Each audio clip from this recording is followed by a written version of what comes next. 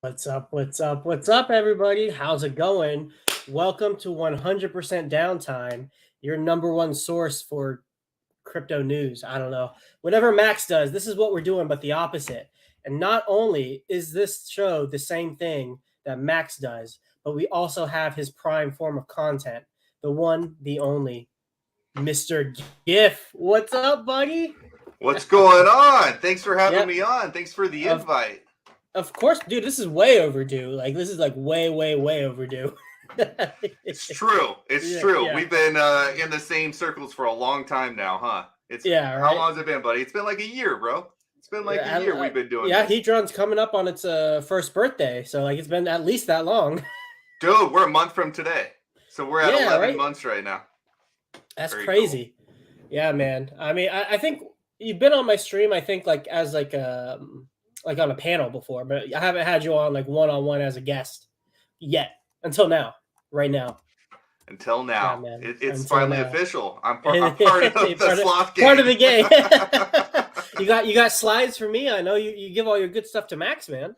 Oh man, dude, Yeah, I gotta tell you, man, I have been yeah. busy trying to teach myself all this computer science jazz, and Yeah, you have, man. I'm trying to, be caught up with all this icosa hedron stuff, primarily through you guys. You guys streaming. I try to catch it as much as I can and listen to your guys' streams and check out your Appreciate that, guys' man. websites you guys are building. So I'm just trying to keep up on the news via you guys, like riding on your coattails. Yeah. Well, dude, I'm we'll definitely get into that. What you've been learning, and I'm excited to see what you produce in the future, man. You've gone down a deep rabbit hole. You basically went to college these last couple months Yeah, getting their CS degree. right now I got a real good firm understanding of how a lot of the different code scripting languages kind of work, and at least like a base platform of it. And now I'm kind of diving a little bit deeper on just full on website development, Mhm. and which is emphasizing at the moment, which is CSS and all the fun stuff that comes with that. So that's what my world's been surrounded with Yeah, as of that's late. awesome. All right, let's say hi. Let's see who's hanging out with us, Jeff. Let's say hi to the people in the chat. Cool. Godfather J6, what's up? Victor, old dog tricks, what's up? Who else is here? I like that name. Willie B Long, what's up, buddy? Gang, gang. Blue, always in the house. T Bird, what's up, my man? And our good boy Lawrence, what's up, man? There he is. Hey, there he is. And Adam, how are you doing, man? Oh wait, why doesn't an iShare equal T-share in USD at ceiling? Because 238 icosa at ceiling is $200. You know what? Let's get into that because it should be the same. We'll get into that a little bit later because we'll have a whole we're plenty to talk about icosa, plenty to talk about Hedron. But first, GIF, since this is the first time on your channel, tell us a little bit about yourself, man. Like, how'd you get here? How'd you become Gifford Ware? Like, what's up? Well, how did I become Gifford Ware is a buddy of mine. Okay, so real quick story. I used to move around a lot when I was a kid, right? And my parents moved me to the town that I ended up graduating high school from. And Mhm. before going into a new school as a kid, you get real nervous. And one of the things that my mom did for me is she took me out and we bought a bunch of clothes. It just so turned out that there was this one clothing brand that doesn't even exist anymore, and it's called Gifford Wear. So as in Oh shit! Gifford and then like Ware, Yeah, right? huh? And so I You're was just showing some rocking thirst. that. Yeah, dude. Well, it doesn't exist. Yeah. It doesn't exist anymore, but I might bring it back. You know what I'm saying? Low key. Yeah. So I'm rocking all this Gifford wear gear, and everyone just noticed that I rocked one brand, and so they're like, "What's up, Giftware? Yeah. What's up, Gifford wear?" So like the name just stuck, and it's always been kind of like my online persona ever since then. It translates into Mhm. gaming at first. Yeah. It's like your gaming tag, right? And then Mhm. there you go. It becomes your online persona. So that's where that name comes from. But no, I mean the old story is pretty similar to a lot of other people. I caught wind of Bitcoin in 2013. I actually one of my roommate at the time was a computer science major, and he worked IT Mhm. for the state. And he's just a genius guy. Like he run everything off of Linux. And back then, I was like, dude, what is Linux? Like, what is all this jazz? And he was doing networking and all this crazy stuff, and he would talk about Bitcoin and stuff. And so I heard about it, and I was like, whatever. It took me a couple years to actually buy some. So got into it, bought some. I don't know. Fast forward years later, I was holding just like those 3 coins: Bitcoin, Ethereum, and Litecoin. Those were like the 3 coins I had. Yep. The trifecta, right? For You're just probably missing Dogecoin at that point. Yeah, I never got into that stuff. Some years went by, found Richard and, got into the Hex community. And, I'm not super early in Hex. Yeah, that's right. I'm not super early in, like, we've talked about before. As we were just talking about. It's like you've got your first 6-monther OGs, those guys, really did well. And then I came in later. I came in just prior to Big Payday. And so I came in, was learning about the T-share, was learning about ladder stakes, which was right down my alley because I used to do ladder CDs in college for fun. Like, it was just like, oh, I get this. Like, this is fun. Yeah. And so, I was doing that. Big Payday came around, fascinating. And the rest is history, man. And then, Alex kind of popped up out of nowhere, it seemed, with Hedron. And I thought that was fascinating. The Telegram group sucked me in, right? And I did that for a while. And, now I'm at the point where it's just like, I want to know more. I want to build something, I want to, at the very least, I want to contribute more, right, to the community in a way that I feel like I might be able, just maybe you might be able to pull off. So that's my long-winded story.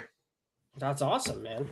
Well, we're definitely glad to have you here, and it's been fun, conversing with you in all the Telegram chats, pre-Hedron, pre-icosa, all of that.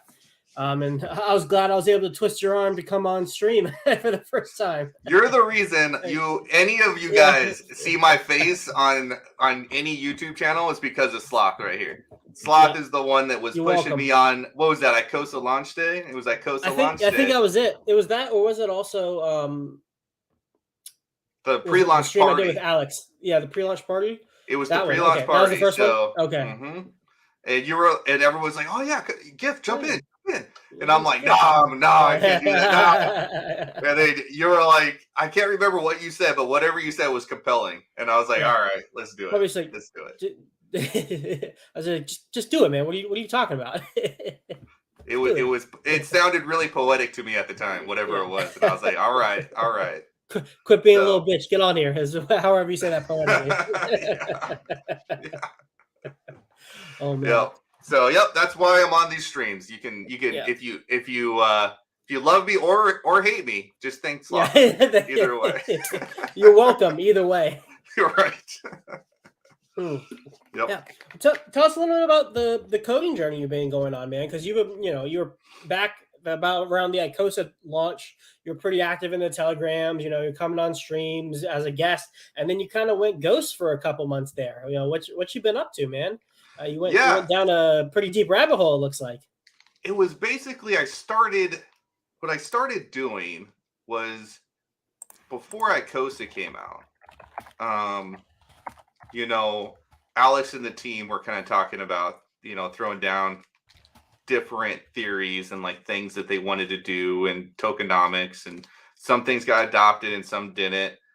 And I found that sometimes the easiest way to see what was happening is to go on to GitHub and like download the code, right? And I was familiar with GitHub and GitLab thanks to like, Pulse Chain and the testnet and all that good jazz. But I started pulling code and I kept trying to read more and more, like trying to understand more and more what's going on here. What is a function? Is this just a note? So it doesn't actually do anything in the code, right? And you start piecing together little stuff here and there. And eventually I just got to the point where I'm like, dude, I got to learn this stuff because, we have seen tokens in the past. I guess we could talk about it now.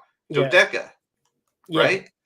So because it's dead now, we can talk about it. So when Dodeca came out, and if you guys have been watching me for a while, been following me around, or RH Max, when you saw when I was on his 100% uptime, he had asked me what my thoughts on Dodeca was. And I was kind of going through the game theory of it and how it doesn't work, how it's a broken system, right? And so I didn't like it because of that. But then I had also mentioned, I was going through the code and there was something about a percentage of the fees would be contributed to a liquidity pool. And that's where I got lost in the code, right? I think was my exact words. I got to that point in the code, in the Dodeca code, where it just didn't make sense.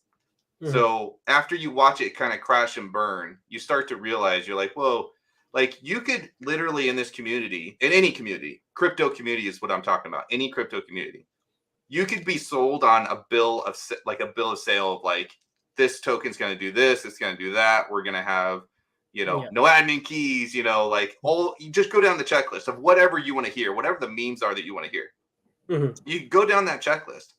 And then at the end of the day, like it could go to zero because the code was bad. Like it was all copy paste. It came all from Open Zeppelin. Like there was no thought put into it. Like they'd even changed names here and there in the note section of the code, right? There's just obvious red flags that you could find in a code. Now it's not the all be all. Like you have to be a pretty established Solidity dev in particular to really spot out what's not going to work and what's broken. But at the very least, I wanted to have like that layer one ability to look at it, to know where to go find the code, download the code, and then start parsing it apart and just see what kind of quality of the code, what level of quality the code is at, right? Yeah. And what we found in the past is when new code comes out, we all kind of sit around and wait to see if who's going to jump first, right? That's kind of like the MO. It's like, who's going to jump first? Are they going to get rinsed? Are they gonna? Is the coin gonna, like, you're gonna buy the coin and then you can never sell it? Like it only goes up because there's something in the code that says you can't sell it, right? So it's like, dude, we need more whistleblowers, like just more in general, just more eyes, like just more of us to be able to say, all right, what's coming out in 2 days? This guy's calling this new coin coming out in 2 days. Cool. I'm gonna find that code. I'm gonna download it. I'm gonna give you my first impressions. And we have a community called Pulse Police, which is great, but we can't just rely on them. I think the more layers of eyes who can read at least some code, who can at least point out some things that look suspicious, the better for the community as a whole. I don't know. What are your thoughts on that? I rambled a little bit. No, dude, I 100% agree. I mean, like, something, even, it doesn't even have to be learning how to code, but just something as simple as like learning how to look at the contract on Etherscan, right? There was one time I early on fell for a honeypot because I was just following somebody and like I thought I could get like a quick pump, and it was a honeypot. You couldn't sell into it, and then it was literally as simple going back later, going to Etherscan and seeing that you couldn't view the contract on Etherscan. There was no reading or writing functions or anything like that. It's like, oh, like there's an obvious red flag like right there. Something you don't even have to know how to code to do, but just knowing how to operate in the space is important. And then, so like you were saying, adding layers of complexity on top of that, where you have different actors who understand things at different levels, like increases or decreases the probability of other people getting scammed as everybody else boosts whatever signal they have the competence to realize, right? Like you will be able to catch things that I won't be able to catch because I'm not going to have the coding knowledge that you're having after all the hours you're spending. And then like in that same kind of notion, you're not going to be able to catch some things that like Alex will be able to catch because he's been a high level dev for years already. Right. So it's like once you're able, but at the same time, he doesn't have the time to look at every single layer under him. Right. Like not one individual person does. So like having you around to be able to fill in the gaps where he might not be able to signal blast, like increases the probability that we'll catch something before it like catches on. Yeah. And you know, what's funny. So the best devs really don't have time for anybody. Like they really don't. Like that just in general, like let alone the fact that some of these great devs that we know have full-time jobs where they work remote, but like they like run servers and such for Fortune 500 companies. So when those servers go down, like they go into a black hole. Like you don't hear from them until they get everything fixed, right? Because like a software engineer, you're gonna love this. In terms of pay and happiness of jobs, software engineer is right at the top, along with dentist. Yeah, like they're literally right there. Like you and me, we could start a fraternity. We'll just do a fraternity. That'd be fun. So here's the point, though. We're just getting into a building and drink together. Yeah, of course. That sounds like fun. Of course, Animal House. So here's the thing. They're very busy, right? Guys like us in the middle who we like. I'll just use myself. I've got a daytime job, right? But I run my own business, right? So I've got a lot of flexibility too. But here's the thing: if I see something that looks suspicious, if I throw it in the realm of some of these great devs, right, and I point something out, they always have time to say, "Yo, you're wrong because this is that," right? And then it's like, boom, solved on the spot. Like I didn't have to. Nobody had to force these great devs to go and tear apart every code that comes out. But the first level community members, which hopefully I want to be in that first like bottom level of community members who can kind of like spot some stuff and throw it out there in the ether. You can get correct answers right. I think there's actually a saying out there that if you really want to get the right answer, throw out the wrong answer because people will jump out and correct you like immediately online, right? So it's like, boom. It's like, it doesn't hurt my feelings. Like if I'm wrong, cool. At least I know now, you know what I'm saying? And now, the community knows and, maybe that helps the community get stronger. And maybe we got 100%. Less rinsed wallets and we got less of just people throwing money at crap that it's just not going to come back. It's gone, So that's the way I see it. Yeah, I'm with you on that, man. And, in the same vein, also, the more technical people that are knowledgeable about these systems, the more cool tools that get built, right? Like, the two big ones are hexfire.io and hexmodel.com, the more recent ones that have been built by pretty talented data scientists. And now we have all that data filtered, I'm sure you're going to come up with something cool to help all of us out.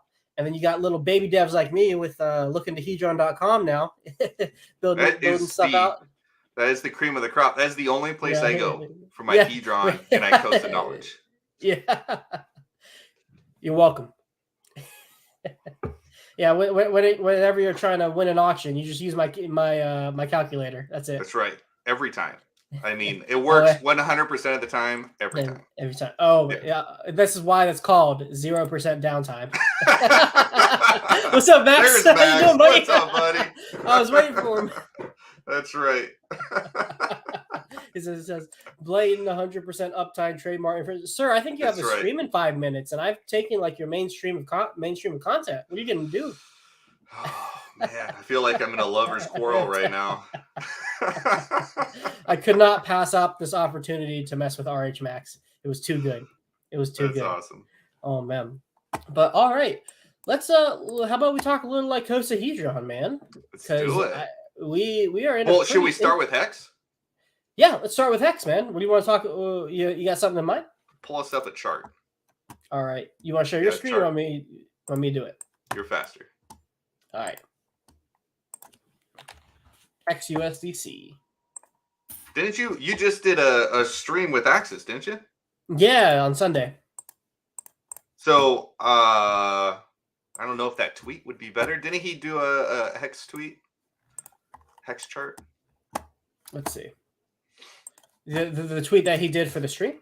The one comparing Bitcoin and Hex. To. Oh, yes. I know what you're talking about. I'll pull it up. That was fascinating. That guy's always pulling out good stuff, man. Yeah. Here it is. Boom. Boom. Look at that. Is this this one you're talking about? So he posted a different one that was showing. We could look at either one though. It doesn't really matter. Let's see if I can find it. What? Oh, I think this is it. Boom. That's the one. That's it. Hey, let's go. Look at this. Okay, so let's get a frame of reference kind of going here so that people that are possibly listening know what we're looking at. So we're looking at two charts. The top chart, Bitcoin 2015 chart, right? It's going from October of 2013 up until I guess September, the end of 2017. But the Bitcoin 2015, what it's referencing is it's kind of stopping and saying like, hey, let's halt right there at Bitcoin 2015. Looks like September, October area of 2015. And it's just showing you that downward kind of motion channel that it was kind of stuck in and what it did when Oh. it broke out, right? And he pulled up a hex chart underneath that and kind of comparing the two. And the downward channels are excellent. And I'll just speak with the minimal amount of TA that I know. A lot of my TA was done in the legacy side of things a long time ago. But downward channels can quickly turn into bull flags, right? So this right here is looking mighty bullish. And one thing that, I have said time and time again on all the streams I've been on is everything that has come out, especially Hedron and icosa, has done one thing consistently, which is lock up more hex for longer periods of time. Yep. And there's, I think in any token, you always have this fight between inflation and, I guess locked up coins or deflation or burning or whatever's controlling the supply side, right? And the battle of, can we lock up more hex for longer versus how much new hex is minted by stakers every day when they end their stakes? Like, how does that battle continue to go on? Like, who wins? I think at the end of the day, when you have an inflation model of at most maximum, 3.69%? Yep. Annual? Yep. 3 points. Yeah, hex is 3.69% annual maximum. Yep. And most of that's delayed till years and years down the road. You really just need these Hedron icosa systems to just lock it up and punt it down the road. And one thing that, what's funny is in the last bull market, I was very much there, right? I was very much involved in that last bull market with hex. And there was no mechanism at that time to lock up a ton of T-shares, right? To like lock up a ton of hex and kick it out down the road. Nothing. Outside of just like traditional staking. Just traditional staking, right? Yeah. And when Hedron came around, it now punted out the average stake length, right? Yeah. Because last I checked, which kind of a while ago, it's probably higher, but the average stake length of an HSI was like 13 years. HSI. Yeah, it's like something like 13 years. It's crazy. Is it still about 13 or is that longer now? It could be long. Well, wasn't it 11 for a bit and then it went up to 13? Well, Alex was the first one to point it out to me, and he said something like the average HSI is this, and I checked it out, and yes, sure enough, it was 13.8 years was the first time I saw it. Yeah. But that doesn't mean it wasn't lower before that, right? Yeah. So 13.8, 13 years average.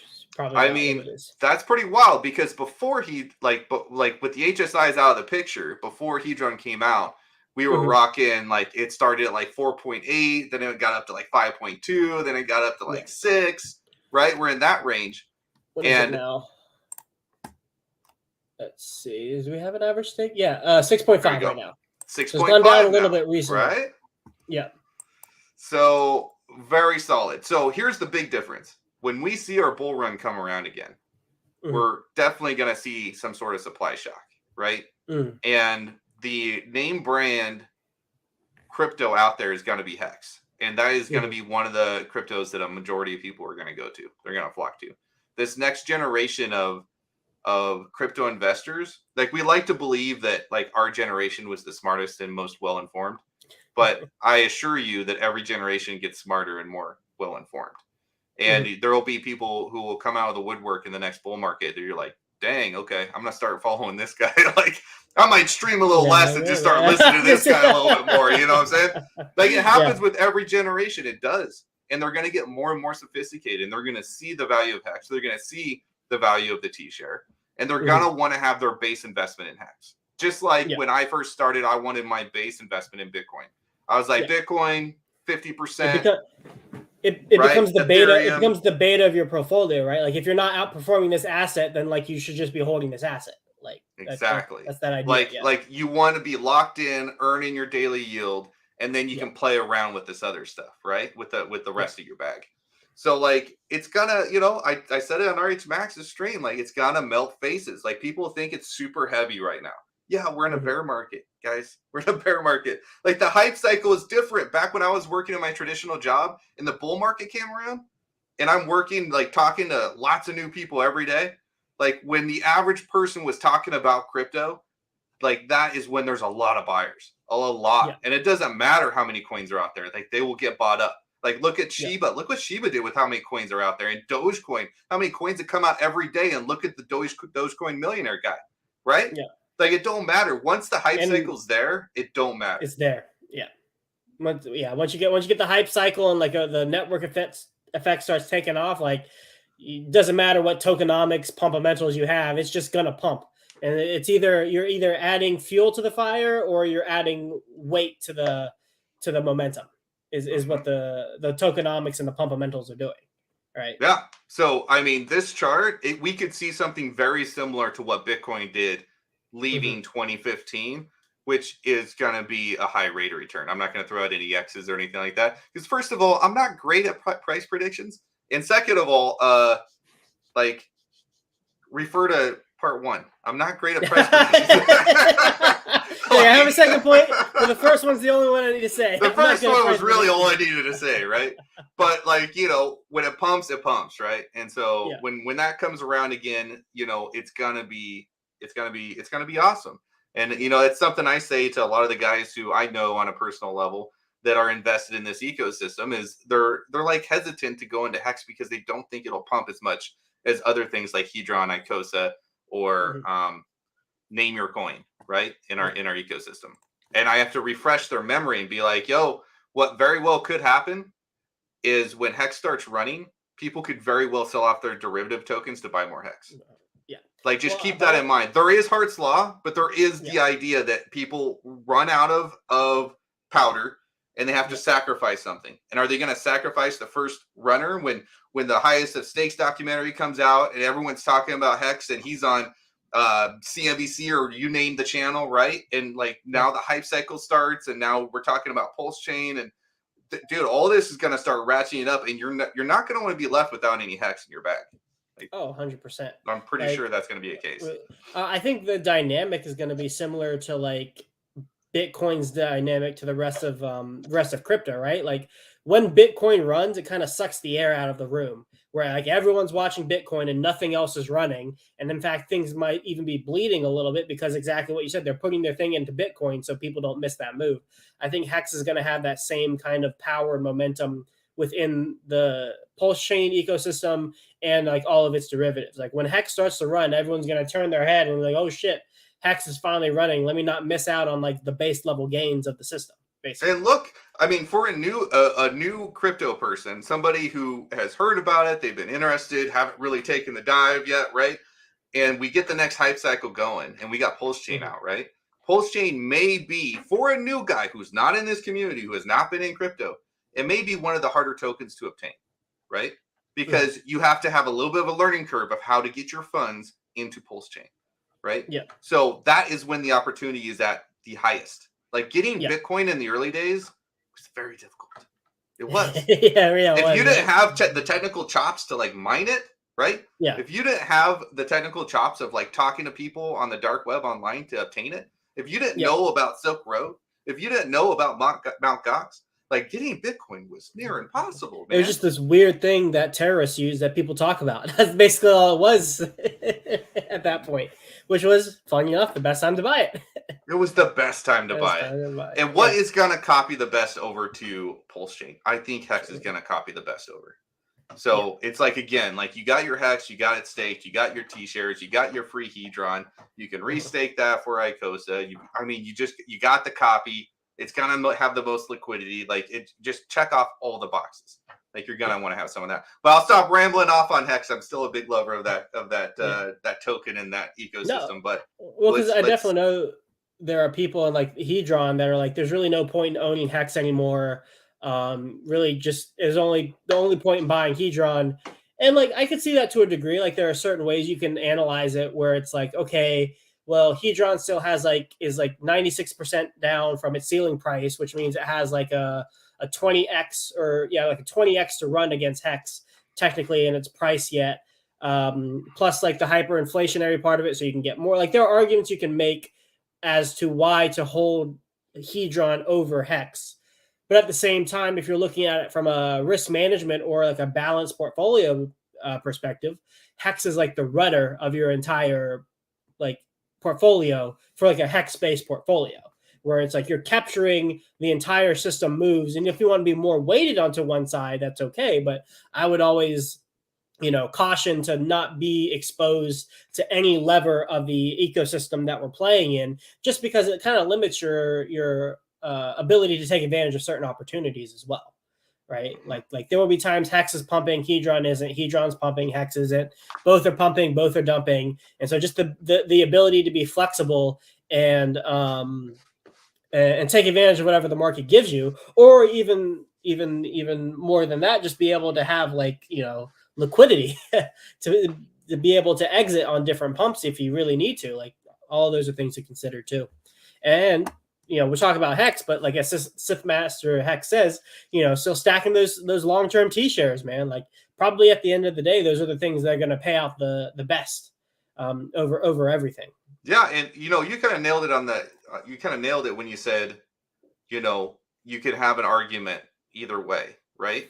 And if you have an educated argument on either way on how you decide to deploy your funds and what kind of investment bag or portfolio you want to have, you're doing the right thing because you're thinking critically on where your funds are going.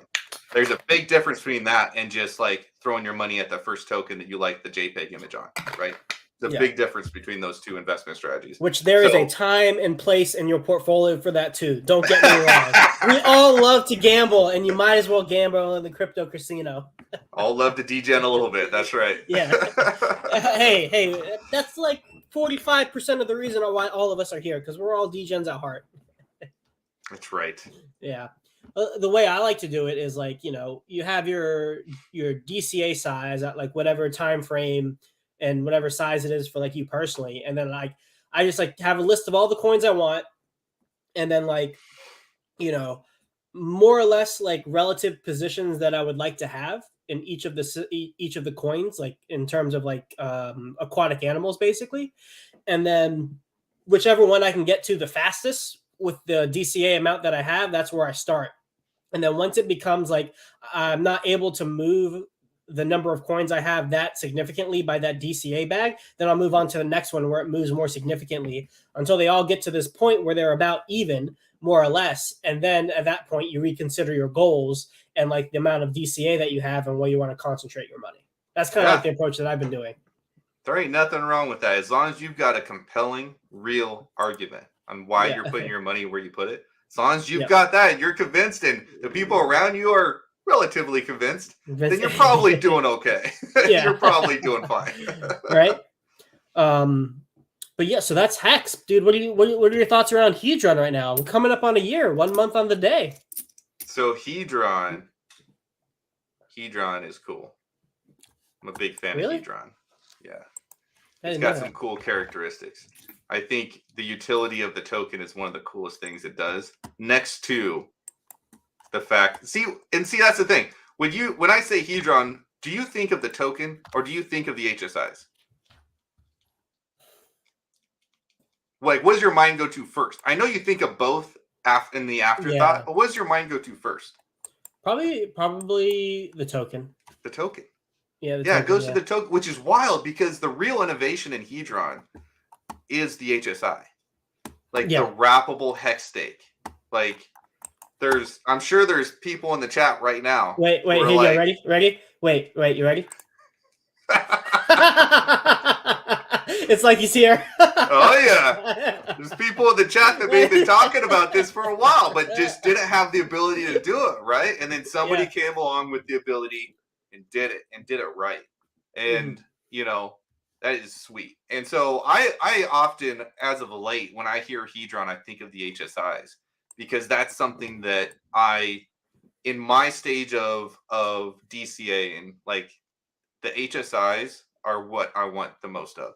And I want HSIs that are max length, and I want HSIs with multipliers on them so I can mint more Hedron tokens. And you really start to notice those multipliers when it's a HSI that's like 250 days old, and it's got like a one that's been popular lately is a 3x multiplier to it.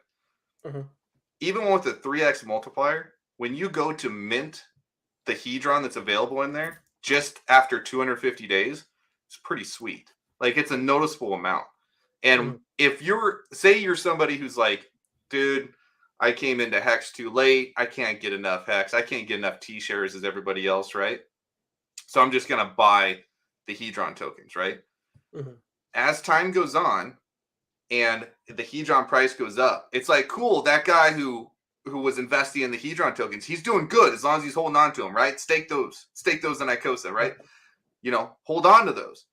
The guy who bought the HSIs with the 3x, 10x multipliers on them, a couple years down the road, like they're minting for free, practically, a ton of Hedron. Talk to any of the OGs who have OG stakes with a lot of T shares in them, and let them tell you about how much Hedron they're able to mint. And those, I mean, those stakes aren't going to be around forever, Yeah. right? They're not all 15 years. They're not Yeah. even close to being all 15 years. No, They're a especially lot when you closer to being consider, about 4 or 5 years, right? Because yeah, that was the especially when average you stake length at consider, the time. yep, because when you consider the native stakes, most of them are not Hmm. out. Very few people have a lot of their T-shirts out for the entire 15-year time span. Very few. But the people who were there, like us, maybe, or other people who were Yeah. there in the first week of Hedron launching, and they created HSIs that were Quattro Yeah. Cinco, and they claimed their 10x multiplier. Here in 4 or 5 years, who's going to have more Hedron that they can mint? The HSI holders or the OG Hexicans with their native stakes? Yeah. The HSI holders, because they're going to have all the Quattro Cincos, right? Mhm. So there's going to be a paradigm switch kind of adjustment there, right? And so there's many different angles you can come at this ecosystem. And Hedron seems to be talked about the least, like because the latest and shiniest coin is icosa, and we all like to talk about icosa. But Mhm. I don't know, maybe a side of me just still likes to talk about and nerd out on Hedron once in a while. And Oh, of course. the reasons I listed it is why. And so Yeah. the price where Hedron is right now, you got the price chart up. It's a beautiful chart in a bear market. Yeah. It's gorgeous. And it's funny, Absolutely. that the peak, I remember where I was at during that peak. V for I victory, remember baby. where I was at that trough. Yeah, Like, right. Dude, I remember. it's a very I, familiar chart. I remember that was crazy right there when it first started, Uh-huh. dude. That was a wild week. That wick down, that first wick down after the new all-time high there, that first wick down, Yeah, I know who sold that, right? I think we all do. Like, I think we all we have named that candle. then look at the bottom of that trough right there, the Yeah, very bottom, that yeah, little indecisive candle, the yeah, green indecisive. We know what was mentioned on Telegram that day, yep. right? Like this chart is freaking awesome. Like this is one of the coolest charts out there. Yo, There's so yo, much history in it. it's a cross, man. The coming of Christ came. The second coming, there it The was. second coming. There it is. Shoo! That's pretty. So awesome. yeah. Yeah. So yeah, I mean, this chart is awesome. Like the price, don't get bent out of shape about the price right now. Like if it dips, grab a little bit. DCA, be Yeah. responsible, Well, stake let's even it, see. get it locked up, but You know, we're still it's a up. good price. We're still up 8x from the bottom, Mm-hmm. and we're holding pretty steady. Wish I had the liquidity. This isn't trading view, so I don't have that liquidity thing. But like overlaying a histogram would be cool to see. But yeah, I'm pretty happy on where like Hex is not Hex, Hedron has been holding like this price range right now, especially since it's printing so much icosa. Like if you got in anywhere like say around here, like you averaged in say here and here, and you stacked a bunch of Hedron on that time, like you just sit back and let it print you all that icosa, man. Like it's and icosa, we'll take a look at that chart too, man. Let's go. 62 cents, which isn't that bad if you consider the what's the ceiling right now in dollar terms. I don't have dollar terms on my site, but he does. 35 96 cents. So even the ceiling's under $1, which is pretty crazy. So the ceiling is about right there. About right there. Actually, because Hex not Hex. Hedron has about a 30, is like 96% off its ceiling price. And then this is only like, 36%. Well, this is saying 53, but on the Hex model site, it's like only 36% off, which is pretty crazy, right? For the coin that's a little bit more inflationary than Hedron at the moment. Well, let me ask you the same question again I did for Hedron. When I say Yeah. icosa, what do you think of? The token or the auctions? I think of the staking. Oh, you Yeah. think of the staking? I think of the staking, yeah. That's believable. I Yeah. think of the auctions. I think of the mechanism that makes this Mhm. whole thing really work well, or at least like the engine of the train, right? It's really Yeah. what's driving it. And I think the auctions play a huge part in the icosa price. And I think Oh, we 100%. saw that we saw that that was very obvious once the auctions opened up, right? Mhm. Like we talked about, I mean, I know one thing that I was saying at the time was like, I think Max had asked me on his channel, he's like, do you see a time when it will not track the ceiling? And I'm like, yeah, when the auctions Yeah. open up, More inflation. yeah, like it's like the inflation side, but the inflation's coming from a mechanism that is always guaranteeing liquidity, right? So Yeah. like that is what is going to drive it down, because if people can scalp and make money, they're going to do it. Yeah. Like there's nothing that's preventing them from doing that. So yeah, so that's fascinating. Let me pull up my chart. Mhm. I took a quick screenshot here. Let's see. It's been a while. Nope, this one. So this is that good old tracking of the icosa versus the B share, right? So this has been doing some pretty fascinating things. Mhm. So when you look at this, like the first thing you have to understand when you're looking at the icosa price is it does have a direct correlation to the hex price, like in terms of the price of a B share, right? Mhm.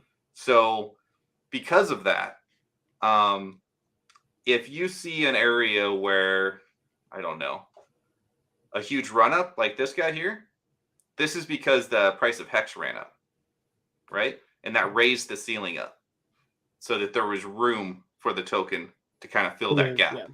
So that's why you see the B share price hovering just Or below the icosa price. or that could have corresponded to a t-shirt hike too, a big t-shirt hike. It could have been Absolutely. either one. Yeah. Whatever either raises the T share price or Mhm. raises the price of hex, which in turn raises the B share price, right? Yeah. So either one of those things. So there's been kind of this crazy battle on this chart of the icosa versus B share, and there's been a couple areas of interest right when they come in touch. Hmm. So there's been this downward trough where icosa has been trading below the price of a B share, which is a direct reflection to people being able to purchase HSIs from the auction well beneath the value of that HSI, right? Mhm. Well beneath. So that allows people to go on there, buy it for 30 to 50% off, 30 to 40% off, and then just kind of straight scalp it, swap it for more Hedron, and just rinse and repeat, right? Yep. But we do also notice that it is causing a lot of support every time they come in and they touch each other. So it's kind of like been this touch and go kind of relationship. Yep. And we're going to see, like right now, this is like the one way you could look at this is it's kind of like a lifeline. And it's kind of hovering around like homeostasis right now, Mhm. just kind of bouncing up and down. But when we start to see some price action in hex, we're going to see the icosa price come to life, like for sure, no Yeah. doubt about it. So there's I'm that. And excited about oh yeah, that.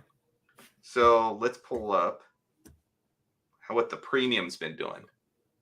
Oh, that is lame. 1 second. Mhm. I don't stream with you guys anymore. Okay, there. Can you see it now? Yep. Okay, so there's that premium. So if you notice, the premium over the of the icosa over the B share has been hovering around. This is essentially the space right through here. This is the ceiling price. So we started off hovering above the ceiling, remember? And then we got a 125,000 icosa dump, something like that right here. And then people were buying it because it was well below, right? Well below the ceiling price. And then it kind of hovered at that ceiling price again. We got another little dip. And then right here, here's auction day. Yep. This is when we opened up for the auctions. And the premium, this linear line was going up and to the right.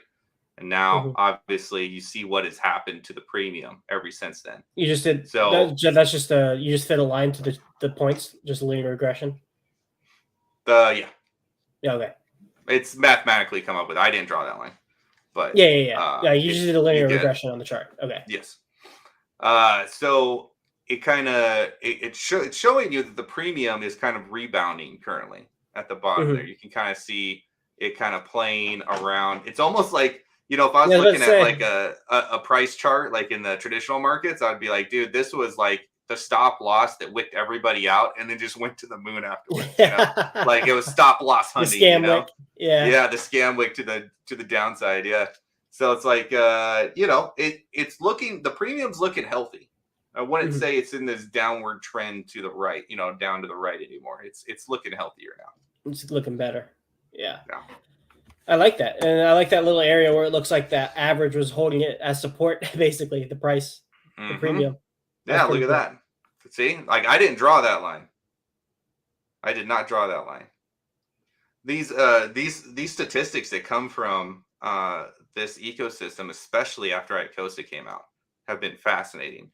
And one of these days, hopefully in the near future, I will combine my recently learned skills to actually build a website that this could all be on the website. Or maybe I just build it and put it on to the best website in town, which I believe it's called lookintahedron.com or something like that. Look at the Hedron. Speaking of look into Hedron, oh my God. Oh, look what we got right here. Let's take a look at it. Let's take a look, because this brings up a good point about what we're talking about.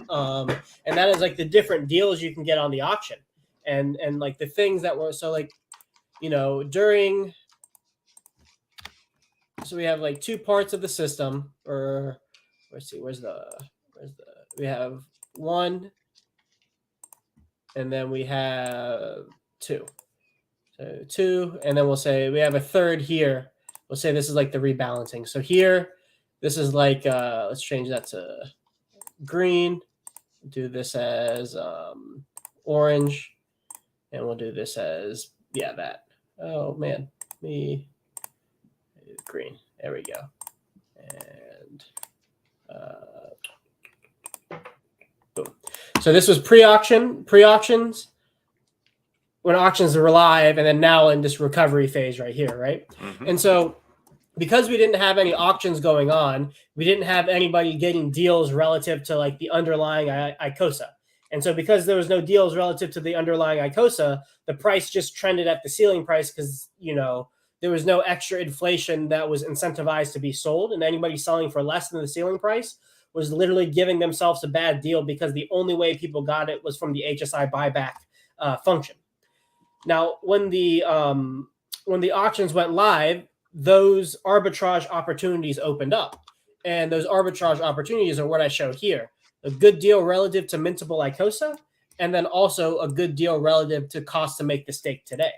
So if we just go for the first one that's up for auction, this one right here, we have about, let's see, $800 stake, then the icosa is worth about $545. So we're already at a overpaying relative to the icosa that's mintable. And so because of that, we're not getting a deal. So that person, whoever this person is, if they win, they're not incentivized to sell the stake for that icosa. But if you look, they are getting a good deal relative to the cost to make the stake today. They're getting a good deal on the T-share. So they're getting a $237 discount on however many T-shares this stake has. Now, let's see if any of them have a good deal relative to icosa. Usually the ones that are further out. Yeah, so this one's that's $61. See if we have okay, so this is good. So this is probably what we were seeing a little bit more in this period right here. We were seeing people getting like a solid discount relative to the icosa. So they were recycling it and then selling it down. Well, what happens as that price of icosa is going down is that it takes less Hedron to be able to go above the underlying icosa price because the price of icosa is down. Does that make sense? You're squinting a little bit. I think so. Rephrase that real quick. Yeah, I'll rephrase that. Basically, the lower the icosa price goes, the less likely you're likely to get a deal relative to that price. That somebody's incentivized to flip the market to get that delta, right? Okay, I'm with you. Because there are two deltas. There's the delta relative to the good deal to make the mintable icosa, but there's also a good deal relative to the cost to make a stake.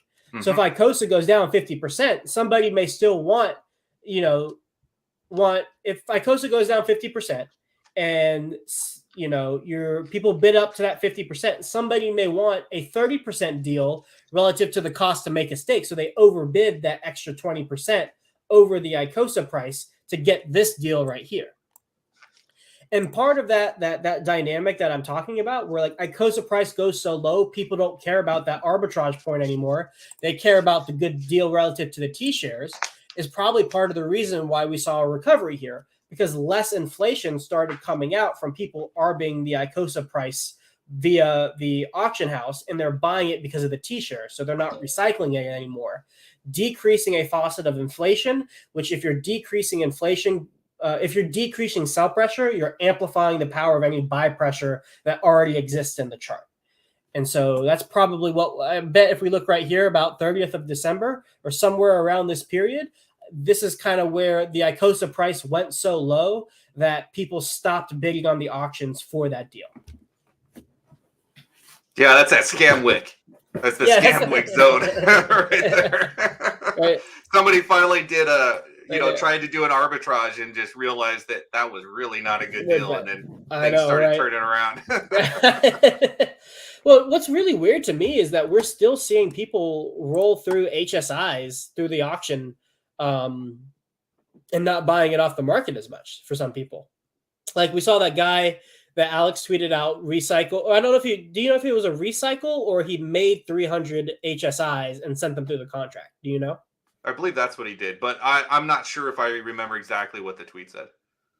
Basically, the guy like minted a 1.3 mil icosa through sending stakes through like 300 plus HSIs through the auction. Here. Yeah, pull it up. Yeah. And I looked at the wallet a little bit, or some of the wallets associated with it, and it was like an exact number of hex every single time. Let's see if I can pull it up. Number of hex or number of T-shares?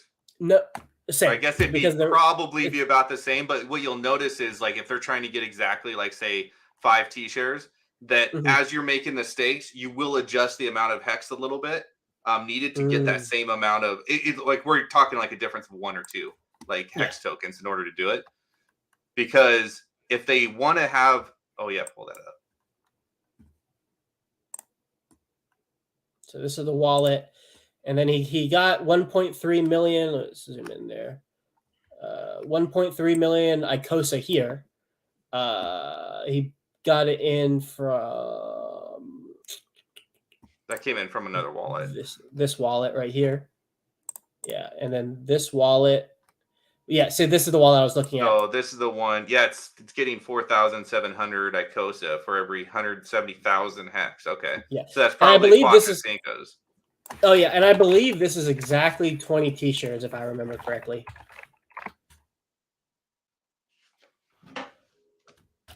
Well, you might almost have to ask yourself if he was trying to obtain icosa without incurring any slippage. So the T-shirts probably went up when I last looked at it. Well, without incurring any slippage, but here's the thing: slippage doesn't matter because you're getting a worse deal by doing it this way, right? So, like, if you incur slippage by buying icosa up to the ceiling price, all of that icosa that you're getting all the way up, even though it's slippage relative to the USD price, is still a better deal than the icosa buyback feature. So the slippage, if you're trying to accumulate it fast to stake it all, like doesn't actually matter. Because all that. How much icosa did he get? 1.3 million.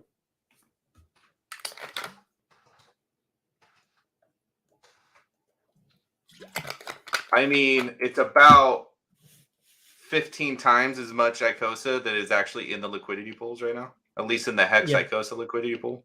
So, I mean, yeah, I get what you're saying. we had some really good talks in the icosa chat or in the Hedron chat in the early days, and the one big kind of theory that I used to latch onto a lot, because coming from kind of legacy markets a lot, is like, how do the big boys get in without like having to justify to their seniority how much slippage that they incurred, and such a shallow liquidity pools, et cetera, et cetera. And one thing I had said was, I was like, dude, like if people like made a bunch of HSIs, like just a community, and they posted them up on OpenSea, right? Mhm. And then this big company, say it's like one of these big mining companies like Riot, who like want to get out of Bitcoin mining, they want to get into Hex, right? Into Hex mining. They just go on to OpenSea and they start buying up every HSI that's available on that market. How much did they move the price of Hex against themselves? Zero. None. Zero movement against themselves. That is straight up picking up an asset without any slippage. And I always thought that was very powerful, because it reminded me also of early transactions of Bitcoin, some of the biggest transactions ever made in history you'll never know about, because it was done OTC. Yeah. Right? It was basically like two people getting together with some sort of program in the middle to make the swap happen, or maybe they met in real life. Who knows? But they make these moves and nobody even knows, and there's no movement in the price. Mm-hmm. So it's a way for people to get in without like sending this like kind of I don't know what I'm trying to say, message to the entire investment community that, oh, it's time for everybody else to buy now too, because this big guy's getting in, right? It's kind of like this low-key way to say, I want to get in this much, but I'm not done. I don't want to get everybody else buying while I'm trying to accumulate, right? Do you think that theory holds any water with the icosa system, or if that's more of a Hex thing? So it does, and I see what you're saying, because there are so like my argument is completely based on the idea that they're trying to get the best price possible. And then like, so it doesn't matter, like, even if they can. So the thing that would go against my argument is that there are other things that they consider or that are important to them than just getting the best price. And one of it's, like you're saying, signal blasting that there's a big player in the system, or like, having the price chart move too violently, or another one, maybe even they don't want to provide exit liquidity to other smaller players in the system for some reason. Like there are a bunch of other reasons why. In regards to your reason, it makes less sense from the signal blasting argument. Like, makes less sense because you see all the actions happen either way. Like, we're talking about a big player entering the system. Even if he didn't do it through the price chart, he still did it through his Etherscan, his transactions, and we're all watching that. Now, maybe that doesn't disseminate as broadly or as euphorically as a price chart in a big green candle. So that's the counter argument to that. But at the same time, but what's different between that and the BTC OTC deals is those were not, they were on chain, and that the transfers were on chain, but like you didn't really see what was happening in the same way that we see what's happening right now. Wasn't as transparent. It as transparent. So like the increased transparency that we have, I would say, lends more to my argument, where it makes more sense at least to buy up all the cheap icosa that there is. But I wanted to see how much there actually was, because another issue is, like, if they're trying to get 1.3 million icosa and there's only like 25,000 icosa that's up for cheap, then they probably just don't care at that point. Like, it's not even worth their time to press the buttons to market buy it up at that point, right? And so actually, if we look, a lot of the liquidity is bid side support, where it's USDC locked up, and actually it looks like my 25K icosa is probably even a bit over. It looks more like how much icosa?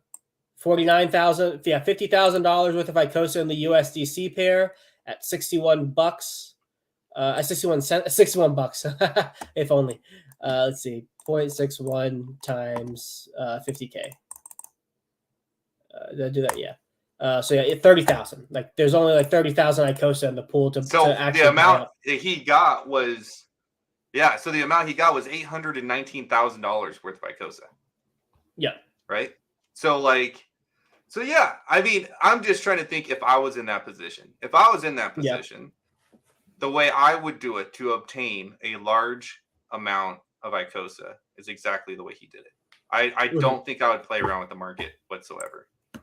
I would, There's because I no think it'd be need for funny. it. I think it would be hilarious. That's just Everybody me. who's not actually holding that kind of money wants Yeah. that person holding that kind of money to do things that benefit us, right? Yeah. And so it's No, I'm saying interesting. if I had that kind of money, like, and I was trying to answer, I would just like want to like just fuck around. You say that. You say that, and then you'd be like,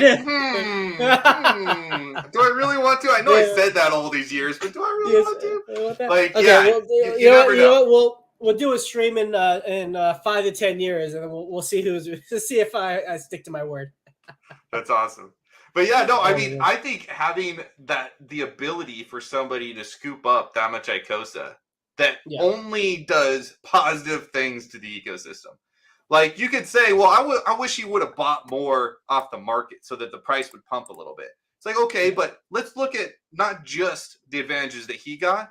What advantages did the system get, right? And the system got a whole bunch of HSIs that are now pending on the market that will come through that people could bid on and will burn a ton of Hedron.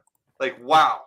That is way more powerful in my book than a big green candle that just goes straight up, allows everybody to sell into it, dropping it way down, and then I'm playing my game, so I got to buy it back up again, then selling it and going way down. Like, this is 3D chess, right? Like, we could play those other games with like all the other tokens out there that don't do anything. But in this kind of ecosystem, like, there are tools that not only help you get in and out, but also helps keep the entire ecosystem healthy and running properly. Now, when these HSIs hit the market, they're gonna run for a premium. And you wait, if we just so happen to be at the beginning of a bull market, if the bull market's coming back when those HSIs hit the market, what does that do? If the price of Hex goes way up, what does that do to how much Hedron is going to get burnt? Does it go up or does it go down? If Hedron's staying the same, it goes up. Right. Yeah. So we get more Hedron burned, or we get Hedron price pump, basically. Win-win. Because if Hedron goes down, we get more burned. Yep. So, like, yeah, I think that's awesome. That things like this, that there's mechanics in a system completely decentralized, right? No admin keys, right? Front ends, multiple front ends. You don't just need icosa.pro. There's also hedron.today, right? Which is an excellent site, by the way. That's a great site, yeah. The same guy from stakehex.today, right? Something like that. Great websites, man. We've got great devs in the community, and it's awesome. So we've got multiple front ends. Like, everything's running trustlessly. Like, there's no middleman. It's just you and the code. Like, what more could we possibly want? But here's the thing. We're going to get more than we want as time goes on.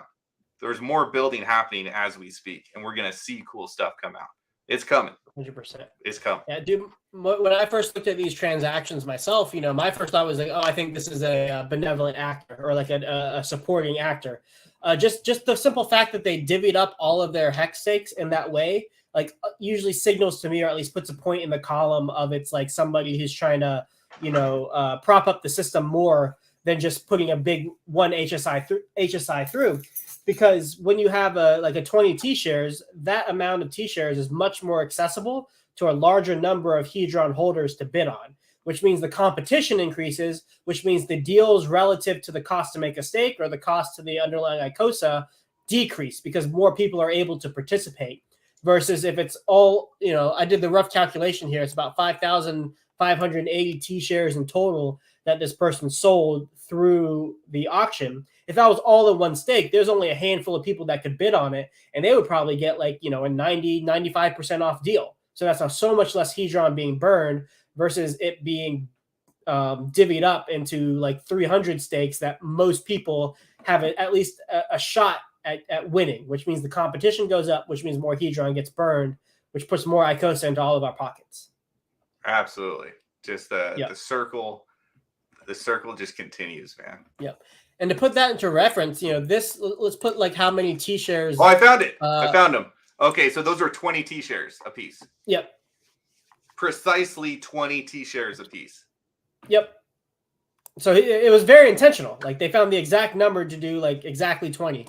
And they took all that hex. Did they buy that hex? Did they buy the hex? Because these stakes are 3 days old. So he created those HSIs on the spot. Yeah, let's see. If you go down there was some hex there. Where did they come in from? This wallet.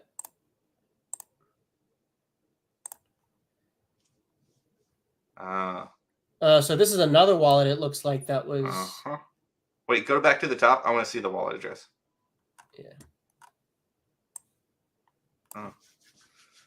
Well, at any rate, he had to obtain that hex from somewhere, right? So, whether it be inflation or buying it. Yeah, I mean, you'd have to have some massive hex stakes ending for that to be pure inflation. But yeah, I get your point. So this is the rough calculation on how many T shares this guy put through this entity put through the auction. And if we look at the first days of the system, this is more than day 2 and day 3 of when icosa first launched. This one person put in more than those 2 days.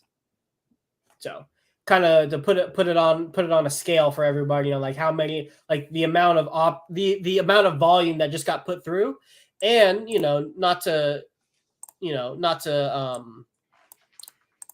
know what I'm trying to say, but to also add on top of that, when we look at in about February, when the first cycle, because remember how we were talking about this downtrend right here was due through people arbitraging the icosa price. That means all those T-shirts got re-put back on the auction for a second iteration of burning. And so if we look, that's around February, which is coming up, and we start to see, let's see, February 25th, I believe. Yep. Yeah, February 25th. Is it 25th or is it a little higher? Oh, you're there. Yeah, right there, 15th, February 15th. You see 2.3 T shares. We're starting to see 6.5 thousand T shares that day. So this is probably all from that first day of auctions. So we're about to get a big influx of volume on the HSI liquidation auctions in less than a month, about 2-3 weeks from now, and then even 90 days out from now, we're getting even more. And then on top of all of that, let's see, let's go here. Let's go here. Let me connect my wallet really quickly. My dummy wallet, because what I like to also look at is the oh geez, I don't know where my thing is. Oh wait, hold on. Let me pull up this wallet. Let me pull up my Zen wallet. Let's see. app.icosa.pro. Over.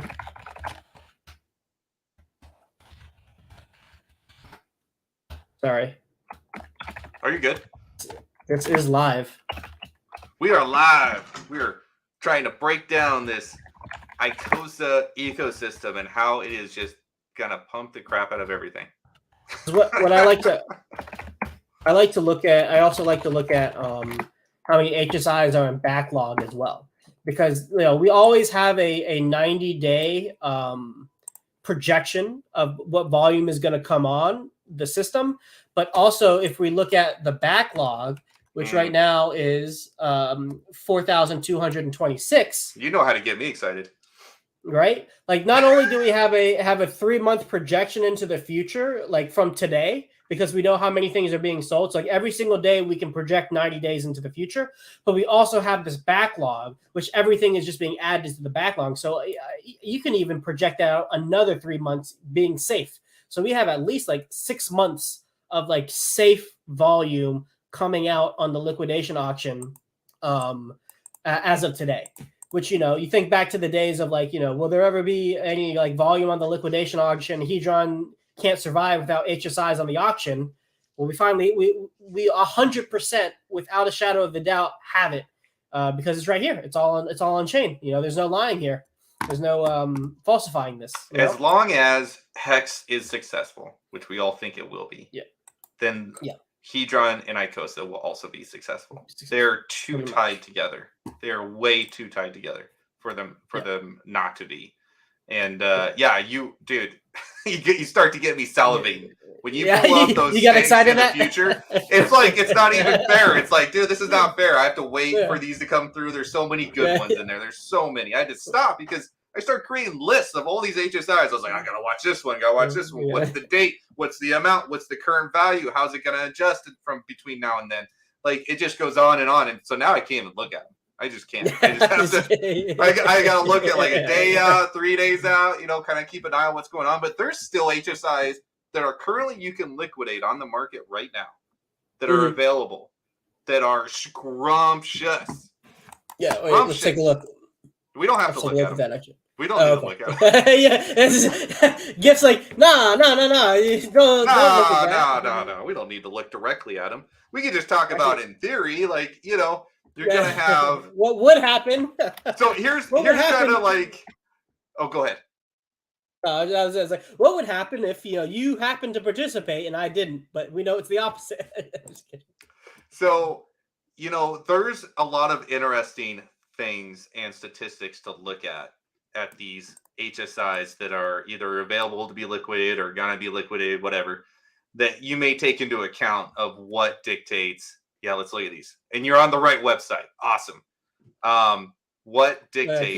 You can filter. This is a well-built website too, FYI, from what I've seen, what I've inspected on. Like, well done, sir. You know who you are. And just for reference for everybody, as GIF is talking, I just set the limit to a minimum of 10 T-shares, and these are things that haven't started yet. So you still have to start the auction. So I'm just gonna start scrolling, and GIF, you keep talking. Yeah. So there's some important statistics here. The first thing I think that a lot of people go to is the amount of hex that's within the HSI. And the amount of hex that's within an HSI is very important on how you price them out and, everything involved. It's very important. I'm not saying that. I'm also not saying that the second thing that most people look at, the T-shares, are not also important, because they are. They're very important. I'm also not saying that the amount of Hedron that can currently be minted from these stakes are also insignificant, because it's not. It's important. There is some there. Depending on the size of the HSI, there may be a lot more than other HSIs, right? That you got to take into account. But what really fascinates me, what really gets my engine going, right, is the amount of days served on those hex stakes. That's what I love, because that is a straight up, if you are a hex guy from around the beginning or around halfway through or whenever, if you're a big hex guy and you love staking hex and getting those T-shares, right? And every day you're like, oh man, I was going to stake yesterday and I forgot. And now the T-share rate went up, and I'm going to stake tomorrow before the next ratcheting of the T-share rate, right? This is a straight up Marty McFly. I'm getting in my DeLorean, going back in time and snatching up a HSI or a hex stake that was made to what's the maximum now? Like 325 days ago? That's a 10x multiplier. So about 325 days ago, that's almost a year ago, guys. You could like, if you're like, I want to get a new hex stake and I want it to be a Quattro Cinco, I want it to be HSI so that I can sell it if I ever need to. Do I just create my own HSI today? Or do I go and try to nab up one of these off the auction? Well, I'm going back in time almost a year if I go into the auction, right? Like, that's a no-brainer right there. Like, I love the idea of buying new hex and creating new HSIs. And I still do that. And I think a lot of people still do that. And these HSIs that are on the market right now are not going to be there forever. So this isn't like a never-ending story where I will never buy hex and stake it because I could just get them off the market. These ones, these 10x multipliers specifically, they're not going to be around in this next bull run. You'll be lucky if you can vastly overpay for them on OpenSea. That's what I think. Now, what does that require? It requires another bull run, right? So I'm not saying go buy these today so that you can, be rich tomorrow. That's not my point. My point is that time served and the multiplier attached to them are very important to me when I'm looking at these HSI. 100%, man. And I think another thing to consider with buying them off the auction versus making them yourself is that there's no guarantee you actually get it, right? Like somebody could just bid you every time. So there is something important about locking in T-shares now, because you guaranteed you know for 100% certainty that the T-share rate is going up. And so if you're looking to acquire T-shares, the most risk-free way of doing it is just by making the stake now for however long you need to make it. And then if you want to accumulate extra T shares with a little more risk because there's no guarantee that you actually get it, like that's probably more where the auction house is appropriate to accumulate. Or maybe you just get stressed out of auctions. Maybe you don't want to do the math. Maybe you don't want to mess with all of that of like setting a timer and like blocking out time so that you're there towards the end of the auction. Maybe you don't want to do any of that. You just make the HSI. Just make it. Well, if you don't want to do the math, let me tell you something. I got a website for you. I got a website for you if you don't want to do the math. Look into Hedron.com, baby. Right there. Right there. Right there. And there's a good question there you should pull up. Yeah, that we should address. Almighty Hexakin, is buying a Quattrocinco 500 hex stake worth it? Let's go over the pros and cons of that. Yeah. Let's start with the con that everyone talks about right now. The con is if you buy or make a hex stake that's less than like 20,000 hex and you do any significant amount of time on it, the gas to end that hex stake may be impossible to bear, right? That has been a very common thread in our community. Yep. And so that's the con, right? It's like, dude, you wait 15 years, you go to end it, it's going to cost way more than what it's worth, right? Mm-hmm. Now let's look at the pro. The pro side is this is an HSI, right? This is an HSI. This could be transferred. This can be sold, right? This could be redeemed for icosa. If we believe in our community that we will see a new all-time high of hex, that will be roughly 56 cents. Okay. If you've got a 500 hex stake, what is that worth at all-time highs? 250 bucks. Okay. How do I get that money? Do I have to end a stake and pay all these? No. You go into OpenSea, you pay some minor fees, and you get that sold. Yeah, so is it like 200? Sell it for a little bit of a discount to make sure you get the sale. But if we're in a bull market at all-time highs, you might be able to get a premium out of that. That may be a different narrative than what we're living in right now. Good point. So is it worthless? No. Is it gonna make you rich? No, probably not.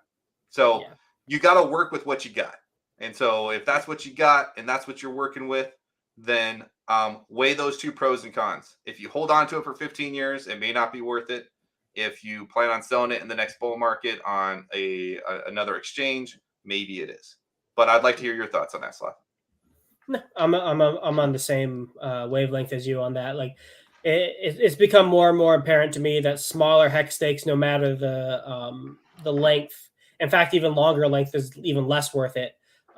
Is becoming less until we have a tangible solution to all of it.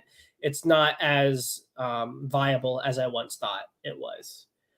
So that fortunately, the extra streams of liquidity that HSIs offer like offsets that for our ecosystem. But for like native hex staking or like for native hex staking, like you do have to take that into consideration. And like it's possible that like the price of hex is so high in the future, like it's still profitable to do so. It might eat into a lot of your stuff, but even at that point, even if it is expensive, right? Like we might have ways to collateralize these HSIs or the other stuff that we have to get the liquidity to end the stake, or like have like decentralized systems where you put up a stake, somebody else puts up the money to end the stake for you, and then it pays them off plus a little bit of a fee. Like these are all like options for like, because like if you could make like, I don't know, 4 or 5% by just giving away some Ethereum so you can end somebody's stake, like that's pretty easy money if you have like enough Ethereum. The bigger problems come in regards to like, is there enough space in each block to service the stuff?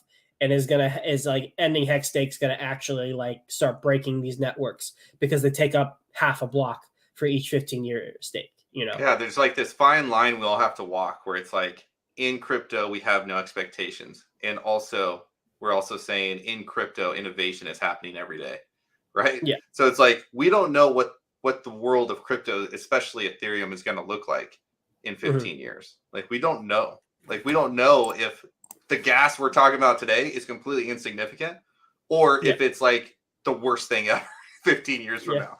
Like, we don't know. Like, it's all speculation. So, I think that's a fine line we all have to walk, and we all have to weigh those options every time we make a decision, for sure. 100%. Here's another question from Almighty Hexkin. Do you think Richard will have to fork Pulse Chain to make the gas fees cheap in 10 to 15 years? Dude, if we get to that point, man, whew, I think we're it'll be good. just fine. I think you just scrape off a little bit of your Pulse and PulseX, and you'll be fine with gas fees on any chain. More than likely, that's like going to be something on like some sort of quote unquote roadmap. But you know, crypto's going to change so much in that time. I'm sure there's going to be some sort of system set up, some sort of new software that's set up that is not going to require that. Yeah, and honestly, we don't even have a lot of the. I mean, we have some incredible talent in blockchain technology, but we don't have a lot of the talent that like the traditional tech sector does, because honestly, the tech sector looks at crypto as kind of like dumb. like it's neither you're not well respected in the tech sector if you're a blockchain developer or something like that. Yeah, I mean, we're starting to see those job listings roll out. You know, for full stack engineers, I mean, the opportunities are everywhere. I mean, we're talking like $250,000 a year salary to go work for OpenSea right now. Like, like there's really good money there. Who's OpenSea, and there's another big Richard's paying $175K a year. There you go. And you just gotta send him your GitHub repository, man. And it's like, dude, when you're learning to code, you're building that. Like, hopefully, you're building that the whole time, because that's like like another form of software engineers like resume. Is like, this is what I've built, and I've got all the commits and all my notes and everything laid out perfectly, right? So it's like, yeah. I mean, who knows? I forgot what we were talking about. Hedron, icosa. We went down quite the rabbit hole there. That was deep. That was deep. I think that's a good place to end it, man. What about you? Yeah. Sounds good to me. I told you at the beginning of the stream, like, what are we going to talk about? I'm like, don't worry, we're going to figure it out. We never run out of stuff. Me and you always figure out something to talk about when we hop in a call together. That's right. But yeah, dude, show your stuff for us, man. Where can we find you?